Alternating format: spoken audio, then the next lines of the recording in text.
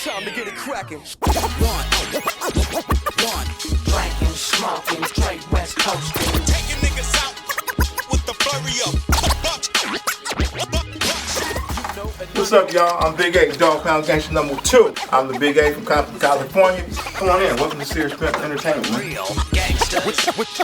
What you want now? Yo, welcome to HustleTV. I'm your host, DJ Hustle. We are here in Serious Pimp Situation, man. What's up, Bigg A? What's up with it, DJ HustleTV? What's up? Oh, man, we doing a great thing, man. We here with you, man.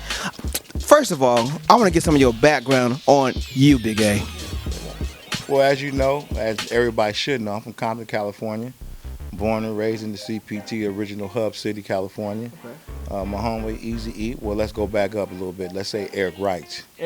Eric Wright. Eric Wright. You know, I knew Eric Wright. You know what I mean? So, born and raised with E in the city of the CPT. And I had a passion for the entertainment business. And, you know, from there, it was just, you know, I was my homeboy. He gave me some game. I took it and ran with it. Rest in peace, Eazy. I heard that you had a record shop. You had a record shop and you was DJing back in the day. Tell me about that. The record shop came from Eric. Eric gave me some advice. He was shooting a video in the city of Compton, real Compton City G's. And I actually had a video magazine called Street Beat Video Magazine. And he allowed me to get all the backscene footage because, as you know, he was having problems with the city of Compton to shoot that video, dissing Dr. Dre and the whole situation he had going on with Dre. And the city of Compton didn't allow him to shoot the video. They denied his permit. So we kind of smashed on the city, and Eric straightened it out. So he had a press conference to where he could shoot the video, Real Compton City G, as long as he didn't have bitches and hoes and butt-naked scenes and stuff like that. And kind of, make the city look, than what it was deprived to be. So we sat down and did that, and then he allowed me to do all the behind-the-scenes footage. Okay. Some of that footage is on the internet now. But at that time, we was chopping up on the personal note. We asked about the business. He was telling me about the business, the music business at that time. Before he got to the music business, he was a drug dealer. We was robbing and stealing and gang banging. I went to the military. I went to the Army because I got away. I was a high school graduate. So Military, Army, Yeah, 12 Bravo Combat Engineer. Shout out to United States Army. I went to the Army and got away from the city of Compton. It was just too much for me. At that time, Eric started his music business, the record label, Ruthless Records. I knew Dr. Dre, I knew Ren, I knew Yella, Eazy. I never met Cube at that time, but Cube was brought into the scene, you know what I mean? But I didn't know they were NWA until I went to a concert out in Philadelphia at the Spectrum. Wow. But back to the record shop, as we were shooting the video, I asked Eric about the entertainment business, about the music business, and he let me know that he was one of the highest paid entertainers in the business. And I was asking him, what do you mean you were the highest? He said, Michael Jackson's the highest. Michael Jackson gets $1 per record. Wow. I'm like, $1 a record? Woo. He said, Oren, I get 68 cent a record. 68 cent a record? So I said, well, I buy records for, $13, $14.99. He said, yeah, you got to manufacture, distribute it. You know what I mean? You got to make the record. You got to manufacture the record. You have to distribute the record. Right. And then you get that $7, $8 on. He said, that's what I'm about to do right now. I said, wow. He said, but what you need to do, on is open up a record shop in the city of Compton. So that, he planted that seed in my mind. Okay. So we put Eric, Eric died, a year later. And to me, to give back, I had always promised him I would do whatever I could do for his kids and stuff, whether it was spiritual, financial, motivational, guidance, you know what I mean? I did tell Eric that before he passed, and I'm sticking up to that. So, but the record shop thing came to business. When I got an honorable discharge from the military, I got a job at the Long Beach Naval Shipyard. Oh, wow. I used my honorable discharge certificate, my DD-214. I used my high school diploma, and I went to the military base after I came back to California, and went and got me a job. Walked on the military base with my credentials, got me an ID card. Hold on. J-O-B is very important. If you're in the hip-hop game or any other music profession, have a job to support yourself, y'all. Yeah, that's very important. But I still didn't have the entertainment bug. I knew I wanted to get in it, but I had to get a job. So I went and got a job at the shipyard doing maintenance. And at that time, Eric died. And I remember President Clinton coming there and saying that he was going to shut this installation down. Wow. Yeah, it was the second largest naval shipyard in the country. It was rebuilding and fixing and welding ships. Right. So dry docks and stuff. So a lot of those people were going to be out of jobs in 1 year. So I decided to stop. You know, I thought my value of what I do when I bring to the table, whether it's painting, whether it's drawing, because I am a design draftsman by trade, whether what it is, I was worth more than an hourly wage. I don't care if it was $30 an hour, $22 an hour. I'm worth more than that in an hour. You know what I mean? So I decided to pick up the entrepreneurial skills. And I remember what Eric said, get a record shop. So I remember going to Ice-T album releasing party. We got in there and I was drinking. You know what I mean? I was getting drunk. Ice-T knew us because of the internet. The internet was big. And I missed a step and I failed, and I held the liquor up, but everything else failed. I had glasses, but the liquor saved liquor. So that was embarrassing, and I knew I couldn't talk business with executives or any artists or anybody in the business being drunk. No, not at all. It was embarrassing to the business and to me. So I decided to stop drinking alcohol and took myself more serious. Opened up the record shop, dedicated to Eazy E. I had a memorial wall with a number of Eazy material, from gold, platinum plaques to drawings from fans to poems to autographed pictures, just a little bit of everything that was involved Eric Wright, NWA on the wall. So that got a little buzz. It's a record shop dedicated to Eazy E in Compton. Yeah. At that time, I took the business serious now. Now I got, Eric told me, he said, you get the record shop and they'll come to you on. You know, I didn't know what he meant by that. It came to fruition because the record labels started coming to me. I didn't go to the record labels. You know, the record labels was coming to me for advertisement. I was buying records. They would bring their artists to the city of Compton. I mean, from Montel Jordan to Coolio to 40 Thieves to Cash Money. I remember Lil Wayne being, I think, 14 years old, coming to my record shop playing my video arcade games. You know what I mean? Juvenile, Montel Jordan, Queen Latifah. I mean, there was no artist that didn't want to come to the city of Compton. You know what? Compton is like the city where people want to come to. They want to go to Compton, they want to go to Long Beach, then they want to go to Hollywood. Yeah, exactly. So by me being Eazy E Homeboy store dedicated to Eazy, I used that as a marketing tool for my store. Then the being at the store, you know, you got to think about called square footage, like I was telling you earlier. Yeah. When you pay 8 to 12 cents or 24 cents a square foot, I come from the streets. You know, we want to make money. So if I'm spending 24 cents on this square foot, I want to make $1 off of it. You know what I mean? So I started using the square footage of my store, making sure that every square footage was generating some kind of infusion of financial monetization. Whether it was displays from BMG, Sony, displays or posters of the Biggie Smalls or the Khaleesi's or whatever, the record labels were paying for that space. So they rented that space. That was their space on a 3-month basis. So they can come there any time of the day and fix it up, blow it out, whatever. And that was on the inside. Now my window spaces was a little more expensive. You know, that was $1,000 a month, and I had big picture windows.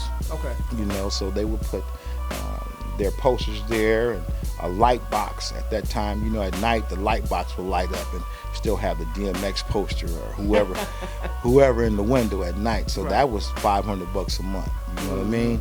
And then the big picture of the album covers, big billboards, the 10 by 10s, the 8 by 8s, and 20 by 20s and stuff all around the store. So it was a good marketing tool. I made a lot of money in that. But in one part of my section by Eazy E wall, the reason why I put my DJ equipment over there, because when you walk in the store, you look at Eazy wall, you will see the DJ equipment. Then I had a sign down there saying DJ services available, whether it was a bar mitzvah, a wedding, a funeral, or a baby shower.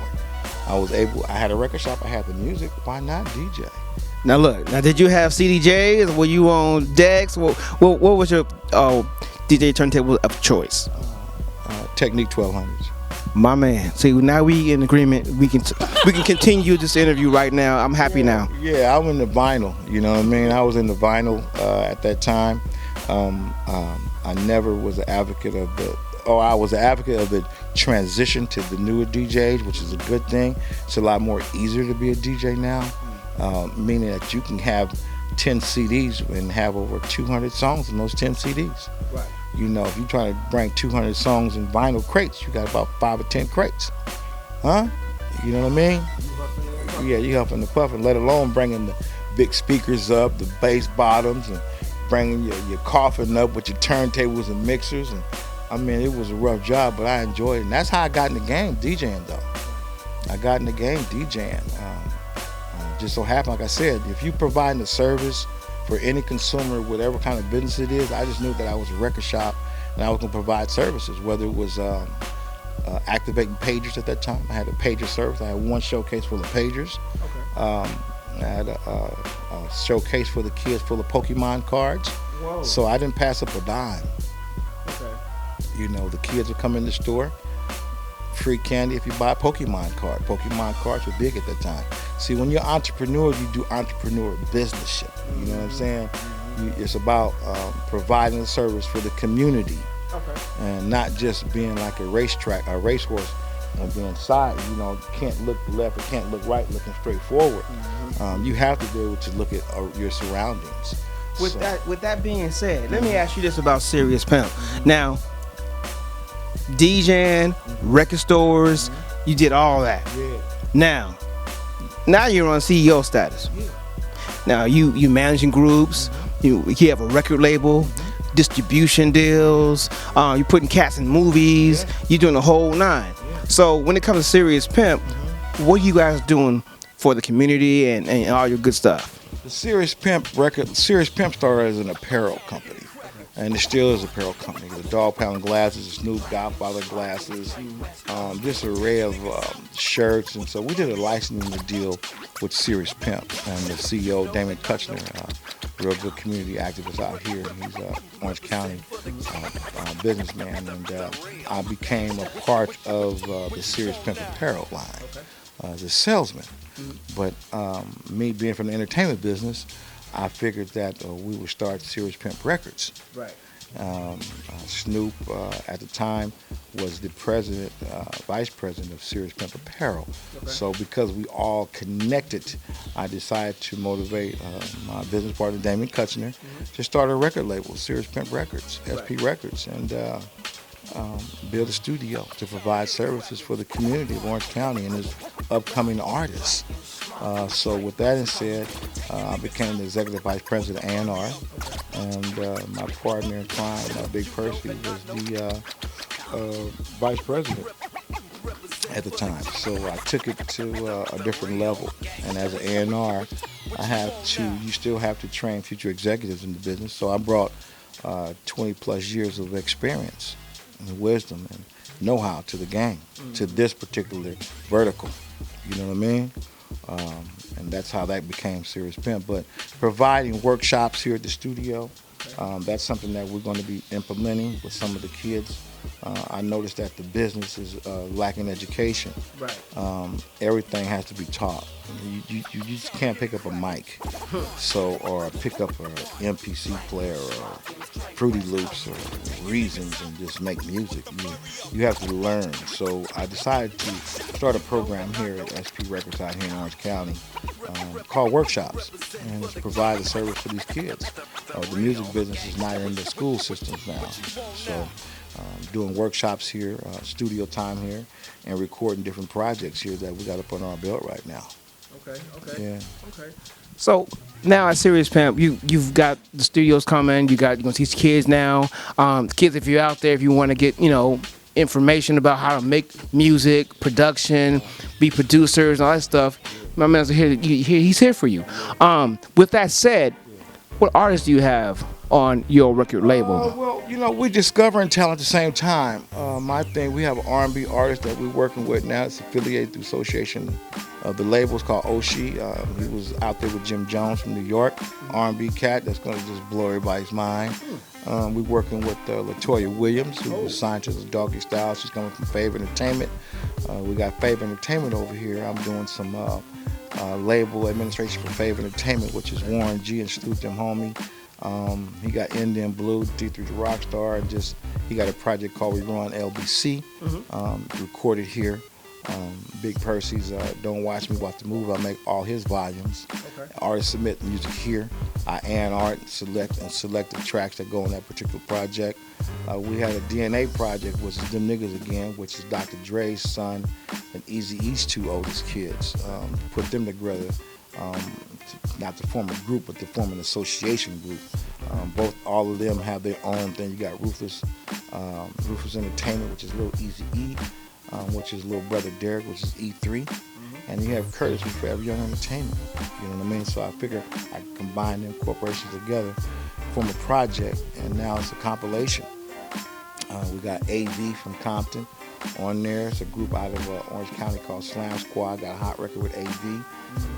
We have a little kid out of Orange County, Mission Viejo called Mike Slice. Okay. Mike Slice, pretty tight guy. He just got to deal with Warren G. Warren G came here and heard him. You know, we were working with Warren on that particular project. So it's a few other things coming through here, man. Serious Pimp has a lot going on. There's a lot going on, and there's a lot to be coming. I know we're working on, we're meshing and getting into the EDM side of the business as well. Right. So we're gonna be working with Skrilla. I just found out that Kurupt just did 4 songs with Skrilla, one of the top EDM DJs. We just sent off of a track to, I think it's John Graham, big time EDM producer, where we're meshing the Little Easy's vocals and Curtis' vocals to some EDM stuff. Okay. Hopefully we can shoot a video and get into the EDM circuit, you know what I mean? So there are some things we're trying to combine the music business and combine the cultures together through this situation here at Serious Pimp Records. Man, Serious Pimp was doing it big, and I love to hear it. I mean, you got the music side of it, you got the teaching side of it, you got the A&R side of it. Explain to people, the audience, what an A&R's job is to do, because the A&R job, it seemed like anybody could be A&R now. So explain to the people in HustleTV, in the audience, about what is an A&R and what is that person's job is to do. A&R at any label can be artist repertoire, you know what I mean? He listens to music and he signs acts. With today's business model, you don't have to sign an act to the label because of the responsibilities of signing an artist. So I think my job is to provide a service for the label and to provide a service for the artist. I'm not too far over here, but I'm not too far over here, and I'm gonna protect both entities. I'm protecting both entities. I'm gonna explain to artists, hey, you come in here, this beat is produced by Battle Cat or one of the production producers we got over here. You know, Daz got beats over here. A few people got beats over here. So we kind of like educate you on that too. Do you have a record label? Are you signed to a production company? Have you signed up with BMI or ASCAP? You know what I mean? Yeah. A lot of labels are not going to give a fuck about you with education when it comes to the business. They're just trying to keep you as an artist. I'm dealing with some major artists right now that didn't know what a one sheet was. For a single they're trying to push out independently because they got dropped from the label. Wow. The label cut your water off, what you going to do? You're going to do something. So it's a service to be provided, man. I love the business. I talk to a lot of my young little homies. Shout out to Big to the Boy, Big Doty. Shout out to the Young Giants. Shout out to just a lot of the young artists, man. That's D3 the Rockstar, Indian Blue. Just a lot of these young artists, man, who's coming up in here making the noise for themselves, man. I tell artists today, keep making music. Keep writing, keep making music. I remember Kendrick Lamar didn't have enough money to buy chili Fritos from the ice cream truck when he was recording over my cousin's facility on the west side of Compton. Wow. You know what I mean? Right. They bought some chili Fritos. But they had the equipment, so they would shut the equipment down, and Kendrick Lamar, which was Kate at the time, would go to another studio. But his hunger, not thirstiness, because he was never thirsty, he was just hungry, for his talent and his craft. But you see where it got him. He's the #1 artist in the world. Yeah. And they didn't give him a Grammy. So, you know. Oh, wow. They're not trying to bring that sippy cup to Compton. You know what I'm saying? That's okay. That's okay. That sippy cup is okay. You know what? I was here last time, and I want you to show us the drums. The drums. And give us the story behind the drums. Absolutely. You know what? No. Let's walk back there. Yeah. Let's walk back in the back, man. Come on, man. Let me show you around, man, a little bit of the facility. You know, as you know, Snoop used to record here. Live band. Okay. This is a drum set that was made especially for the band. And you know, if this drum set was on the stage where Snoop was, you have to have what Snoop likes to do. So here is the drum set. Wow. The drum set is actually a drum, and it's actually a bomb. Oh, it's a bong right there? It's a bomb. So, you know, we would pack it, you know. It was for the drummer as well. But yeah, it's a special made drum set. Wow. Carlos used to play drum for Teddy Riley. Wow, that's what's up. Something like, I got your back, I got your front. Right. Mm-hmm. Inspired by the big homie. That's what's up. Yeah, here you go. You can get inspired by the big homie. If you need somebody to watch your back while you record, come look at my boy right here. You know, not a joke. You dig? Mr. Lee himself. You know what I mean? Mr. Lee ain't no joke, man. I mean, you sure it's pretty much around, man. You always take care of us all the time, man. And I appreciate you having us come through at any time, man. Appreciate you guys coming through, man. And you know, HustleTV is one of my #1 independent video shows on the net right now, man. You're doing some good things. I appreciate you guys coming by, and you can welcome me to my home anytime. Man, it's always a pleasure, man. Whatever you need from us, we support you 100. We there, straight up, West Coast to the fullest. I appreciate everything. I want to give a shout out to Big Snoop, Daz, Kurupt, the whole LBC Dog Pound Gangsters for giving me this opportunity. You know, with Snoop's mother, who actually walked into my record shop and asked for some DJ services, and I didn't know who she was until I got to her party and started playing music. And when Snoop brought her in, that's at the time my first time meeting Snoop. Wow, I bet that blew your mind. It blew my mind because, you know, I'm from Compton. It's from Long Beach. You know, at one point it was, you know, a little friction there, especially with Ruthless and Death Row. So it was just a blessing because I wasn't part of that. It was just a blessing to be embraced by those brothers, man, to accept me into their family. You know what I mean? It was hard to get into a family. I remember the closest I ever got to Snoop was through my video camera when I had my little video show. Little videos, my little Street Beat magazine. We was at the BET Awards and Snoop came out. I was outside the fence and I had my camera and I zoomed in to 20 times and brought him closer to me. Wow, look at his face. Zoom back, you know what I mean, to where I had dinner with the champ, you know what I mean? Right. Lived with Daz, you know what I mean? Just with Kurupt the other night, you know what I mean, at the Observatory rocking. So being on tour buses, going around the world, man, you know what I mean? That's a good look, man. That's a very good look. And I'm so happy that you are doing what you're doing for the youngsters now. And you grooming them up and you making sure that they're doing it right. Absolutely. And then, I mean, I'm proud of you, man, because a lot of brothers don't do that for everybody. And, you know, I like being in the game. I like just assisting brothers and doing what they do. You know what I mean? If you want to get at me, BIGG @gmail.com. Holla at me, send me some music, send me a phone contact. I do reach out and touch back. Oh, so give out the website. The website, we have several websites. You have RoderickMusicMarketing.com. You got SeriousPimpRecords.com, SeriousPimp.com, SnoopDogg.com, DPGRecords.com. Man, thank you so much, Bigg A. I appreciate you, man. Thank you so much. God bless you. Man, it's all to the good love. One, you know it, OG's in the house, man.